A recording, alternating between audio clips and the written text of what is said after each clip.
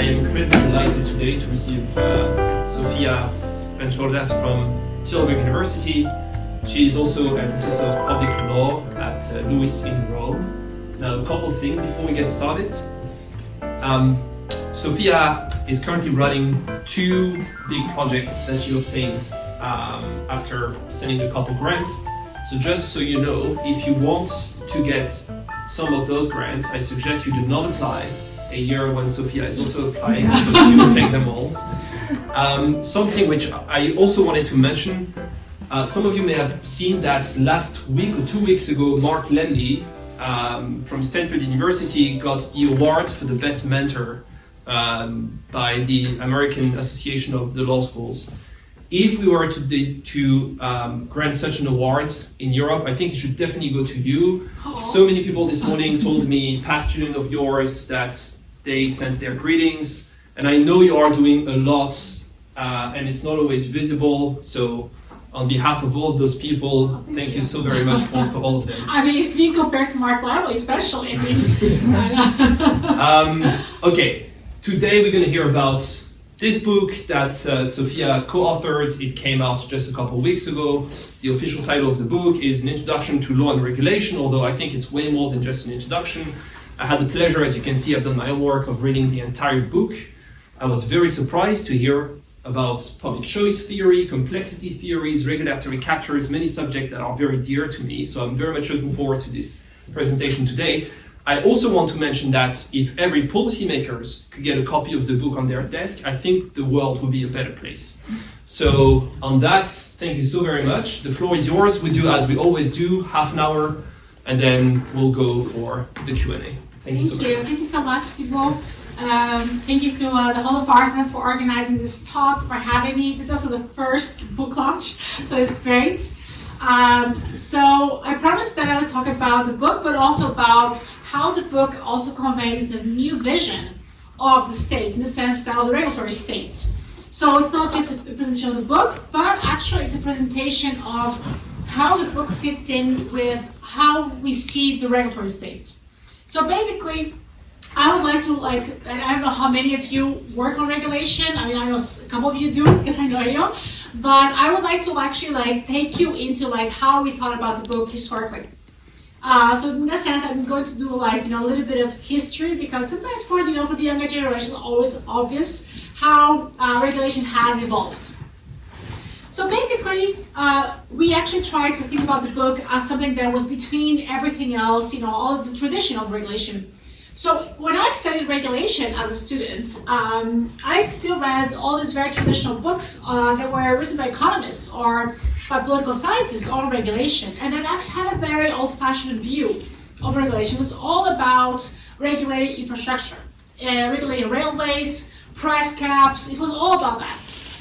And then I found the book of, the first edition of the book, which was, a bit different. It added new flavor to regulation. It didn't have as much economics as I had expected.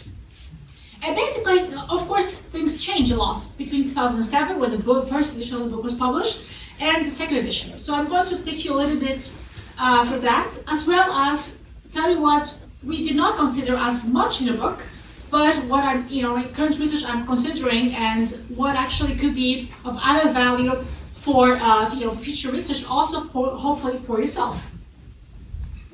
So basically, when you study regulation traditionally, and probably when you study it also from a more economic perspective, when I studied it in my bachelor and master's in law of economics, I focused only on the economic perspective. So the idea that you have to regulate because there are market failures, and I also focus on why we have so much regulation.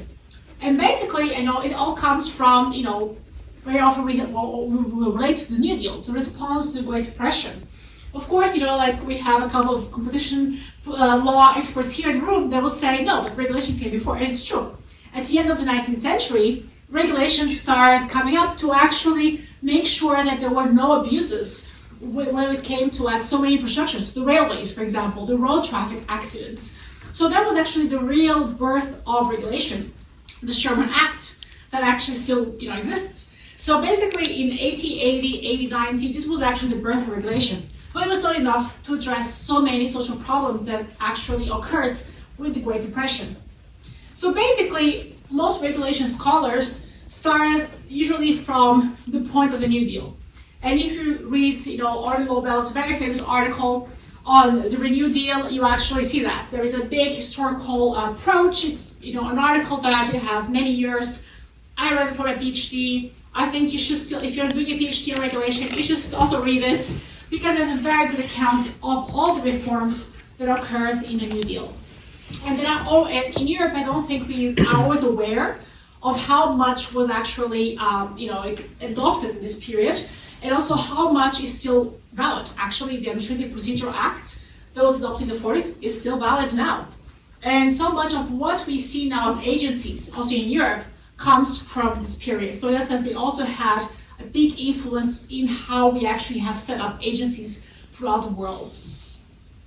The problem is that this New Deal that had mostly an idea of, relaunching the American economy was actually a lot of regulation, just came in all different directions. And even though you would think, well, there was like a big social problem to be addressed, poverty, unemployment, the reality is that there were so many policies that just started piling up on each other, which meant that at some point there was an explosion of regulation that was completely uncontrollable. So basically, this became clear in the 70s, when, of course, as you may know, may not know, we had another crisis, of course, the oil crisis. And basically, when the oil crisis came up, it was also when people started thinking of all the issues that were going around. I mean, of course, to be precise, this idea of explosion of regulation was already kind of visible before, but still, this was something that became a big problem to be solved in this period. I mean, I'm starting from the history of the United States because regulation is, American regulation has been very influential, but I'll take you to Europe in a minute. So basically, when in this period it was, with the crisis, you always have an excuse to change things, of course. And with the oil crisis, basically, the discourse, the Republican discourse of the administrations then had the opportunity to change things. And it was actually from the 70s onwards that we had this wave of deregulation, with the idea that we had to shrink governments. Now we have it again, of course. We are back to this discourse again. And basically, with the regulatory states, regulation became, again, under, under revision, and we had to think of different instruments. I mean, many instruments that are discussed even nowadays, and they were discussed in this period, like the use of cost-benefit analysis, they actually did not come from this time. Originally, they actually come from, the 30s, the 40s, but it was actually in this period that they really regained a lot of strength, and they were actually adopted as formal instruments. It was also in this period that deregulation was not only valid in the United States, but actually became also like a powerful policy in other countries, namely in England. And in the 80s with Thatcher, the regulatory state was transformed for the better and worse, with a lot of critique coming after that. Basically, after this period of deregulation, and then we enter Europe, we actually had a period of abundance in Europe and also the United States, and it was actually this period that there was an idea of re-regulating, but in a different way, in a better way. It's actually this period that we come across better regulation policies that became quite influential that still exist. This idea that we shouldn't look only into costs and benefits, but we should actually have broader perspectives of regulation. And I think this is important because up until now, there was very much this idea of regulating from a quite perspective, understanding also the different dynamics between public and private actors. So the regulatory capture theory, that was something that came before, of course. But in this period, there was a okay, let's pause a little bit. Let's not just turn everything into economics. Let's think of the broader impact of regulation in society, and talk about things like impact assessments. This doesn't mean that social inequities were considered, because they were not. So there was still an economic assessment, but broader in the sense of okay, let's take into account stakeholders. Basically, what also changed a little bit was that it's also in this period after Chernobyl that we actually started focusing even more on regulation as a form of risk management. And I think this is important to mention because, risk management is something that, for example, like in law schools, I don't think we talk about risk regulation. I don't think, when I teach administrative law, I never talk about risk regulation because we just don't have space for it. But actually, much of regulation is risk management. And this is something that is really, really missing. And we try to really convey it in the book because risk regulation has been for many years almost seen as a separate field of regulation. Well, it's basically not, because regulation is about managing risks. And this became increasingly clear since the 90s. Basically, it was actually in the 2000s that we actually consolidated this perspective of risk management, but also like with a new variable. The fact that regulation was not only just state-based, but actually became hybrid and became global. And it's actually this context that the first edition of the book emerged. The first edition of the book was actually written by Karen Yeung and Brian Morgan, who is another author in the second edition. And if you know the first edition of the book, I studied it as a student. It's an edition that basically takes into account different theories of regulation, just like the current one, regulatory instruments and techniques. But it does so from a global perspective. So in that sense, there is a chapter on how regulation has become global. But you will probably say, yes, but how about global administrative law that is missing? Because it was still a traditional approach to regulation that tried to account for certain things, but it had a bit of a social legal approach, a bit of a theoretical approach to it.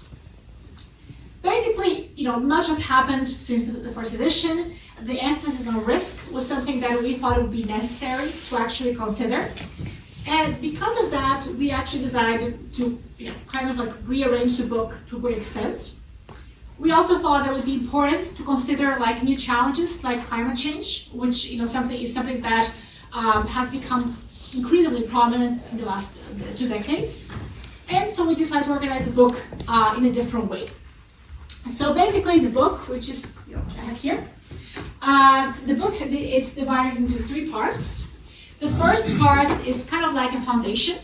So we have a first chapter on regulatory economics, second one on risk, and this one on risk is basically an interdisciplinary chapter. So basically we consider the chapter on risk something where we give the foundations of what is risk, what is the difference between risk, danger, and hazard. And this is something that, it's not completely obvious. So for example, much of social regulation, which is the regulation that says that when you go to a construction site, you have to wear special shoes, for example, kind of this ones. This kind of social regulation is something that was determined by hazards, protecting you from hazards. But risk management is not just about hazards, it's actually about probabilities. It comes from actuary sciences, which is what insurance companies do to calculate how likely you are to actually get injured. And depending on that probability, you will have to pay more or less insurance. So basically, we want to show the different elements of risk management and how actually risk is something that you can never completely eliminate from society, but you have to manage it in the best possible way. So we try to provide this sociological perspective of risk because we believe that it really has formed regulation to a great extent, especially modern regulation. We then have a chapter on technology or technological change, which, as some of you have read the book, you may see that it's actually more of an STS chapter. Because we decided to consider different strands of scholarship. So we will consider some economic scholarship, management, STS. We wanted to give a bit of a flavor of how you can interpret technological change, a little bit of a history as well. We could have, of course, gone down a completely different road, but we thought it would be important not to just do the typical, IP and innovation kind of perspective, or IP competition law and innovation kind of perspective, because it's something that is quite specific. You would only speak to a part of the public, probably this public, but probably not to another kind of public. And then after this foundation, which for example, in my course in Tilburg, I'm not teaching this part of the course because my group of students are quite young. But the idea is that you have these three parts that you can separate as a lecturer. So you don't always have to teach them together. You can choose what you feel is necessary to actually teach. So basically the second part is a part where we have the core of regulation, where we basically say, well, in order to understand regulation, we need to know why we regulate, whether or not we need a regulation, how to regulate, and also how to implement it, how to enforce it. If a regulation is not complied with, what do you do? What kind of sanctions can you actually have? And with this, we really want to have like a part that goes from a more theoretical side, so the theories of regulation, to actually a more practical side with compliance and enforcement. Because the thing is, I mean, it's very good that students study it, but also like the people that implement regulation in practice also need to have something out of it. And this is why we thought it would be important to have compliance and enforcement as also part of the book.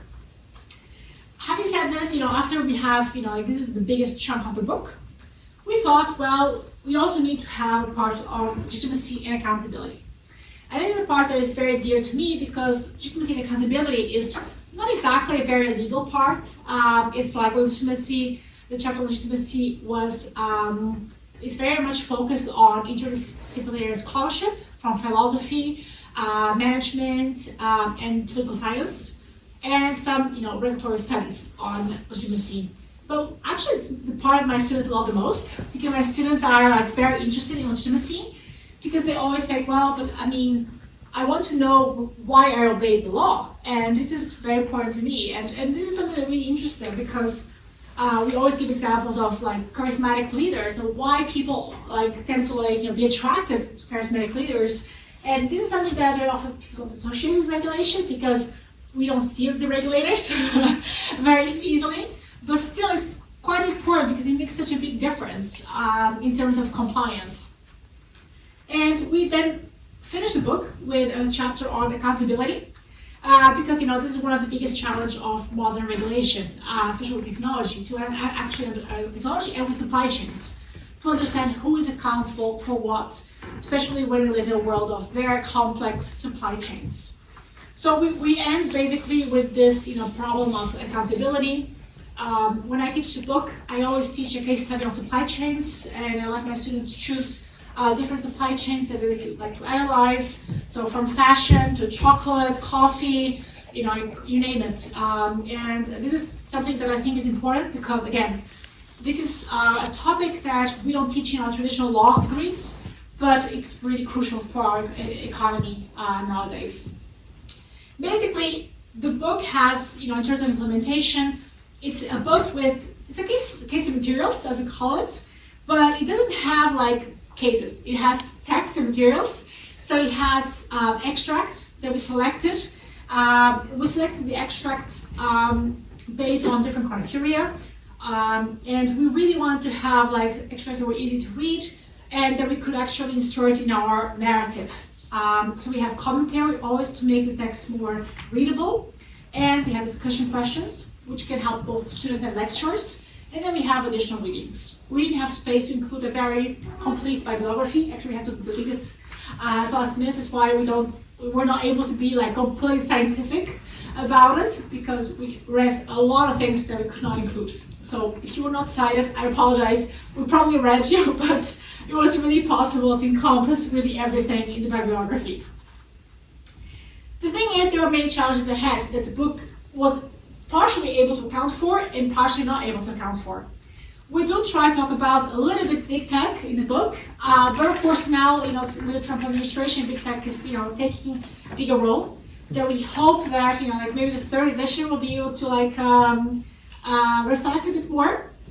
We also did not take into account some things that I'm working on right now. So this is the part that I'm talking to tell you what I'm doing now in my research, what I see as the new regulatory states, the next projects.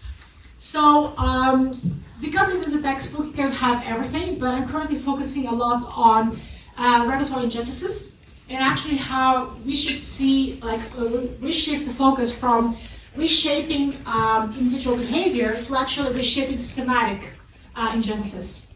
Because the issue is that so far regulation has been very much about managing risks, managing individual behavior, but it has not fully addressed systematic injustices. And systematic injustices has been mostly the trade of philosophers. Political philosophers have been writing on systematic injustices, but we as lawyers, we haven't written enough about it.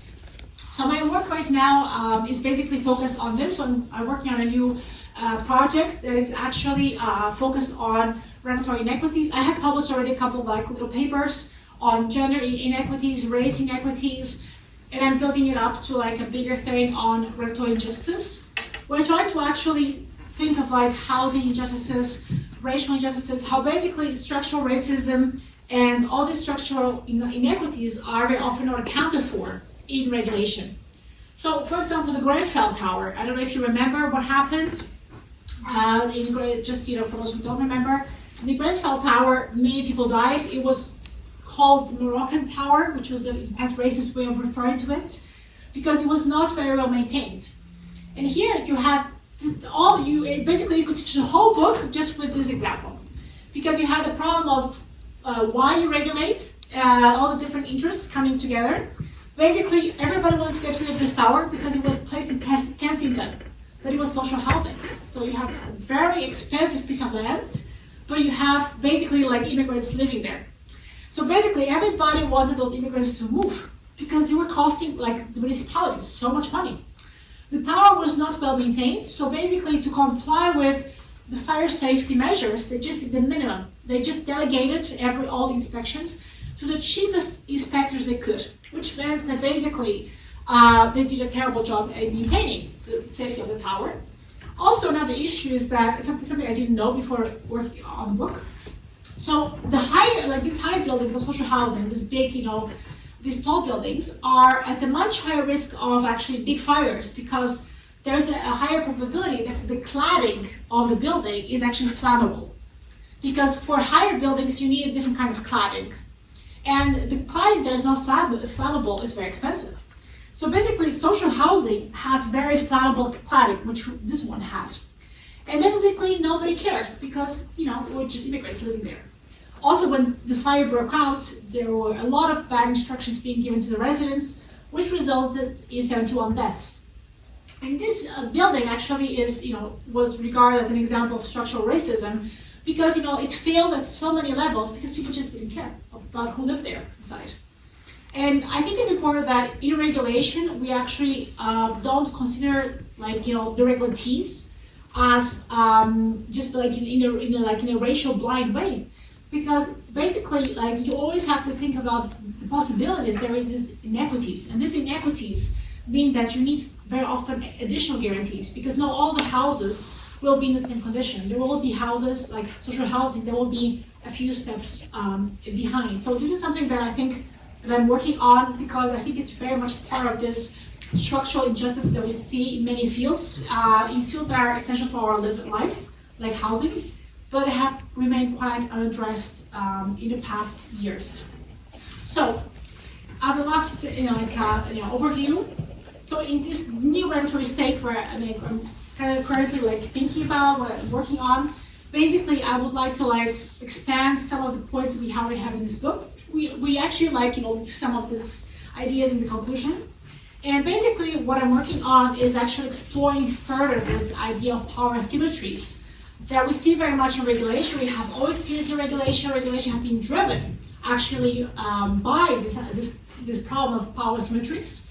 But now these power asymmetries have grown exponentially. They are driven by different variables than maybe 100 years ago. But mostly, I think we tend to focus a lot on big tech, on private power, on technology. We're afraid of AI. We're afraid of this. But actually, I think it's important to see the bigger picture. And this is what I'm trying to do with this new project, trying to see the bigger picture, trying to see about how the system sometimes inflicts harm on others, how it's self-referential, and how he actually keeps contributing to this ongoing inequities that actually we see everywhere. So I'm taking a little bit of a step back, away from technology in a sense, focusing on wealth inequities, geographical inequities, gender, race, but mostly because I'm interested in this shift from the individual behavior to the systematic behavior. So basically like the institution rather than actually just the individual. Because of course you can apply a fine to Unilever or Shell or any, but the system reinforces itself. The system makes it difficult for things to change. So this is why I'm trying to like shift a little bit away from this, and trying to like think of regulation also from a broader perspective. So this is basically what I'm currently working on, what I wanted to like give you as a hindsight. I also left a little bit of a history of regulation here, because I thought it was important to see how the new regulation has evolved all the way from the 1880s until now. And basically, I think it's important to like think of how we actually can bring back this idea of power symmetry and inequality that was actually also present at the outset of regulation. But somehow I think now we focus very much on the instrumental part, like the technology, who owns the technology, but we forget very often that it's ultimately like an asymmetry that we actually need to like think about. I don't think that with this current administrations that we have, both in the US and EU, we will be able to solve anything. But I think there is no space for addressing systematic injustices with the current political climate. But I do think that as academics, we have something to say. And I think it's important to keep studying the problems. I mean, nobody wants poverty. So I think, you can always find a bipartisan way of speaking truth to power. So basically, I think it's important to think about that and think about how we actually can see regulation as basically a field that's just so present in our lives that we actually can, can also like reshape it to do something better than just like tackle individual behavior. So I have also a book about this voucher for you as part of the marketing strategy. It's valid until the end of the year. And I'm open to questions.